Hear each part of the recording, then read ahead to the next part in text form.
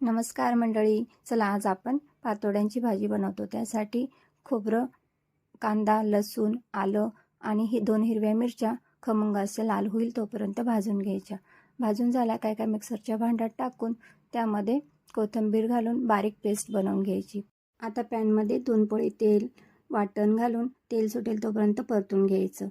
परतून झालं की त्यात 1 चमचा लाल मिरची, 2 चमचे काळा मसाला, 1 चमचा धने पावडर, अर्धा चमचा हळद आणि गरम मसाला टाकून चांगलं गरम पाणी टाकून घेऊ। 1 वाटी बेसन पीठ घेऊन त्यामध्ये थोडीशी हळद, लाल मिरची, धने पावडर, मीठ आणि तेल टाकून घट्टसर पीठ भिजवून पोळी लाटून बारीक करायची आहे, म्हणजे पटकन शिजेल। आणि या पद्धतीने पातोड्या पाडून घ्यायच्या आहेत। त्या पातोड्या आता फोडणीमध्ये टाकून 1 चमचा मीठ टाकून आणि चांगले शिजू द्यायचं आहे।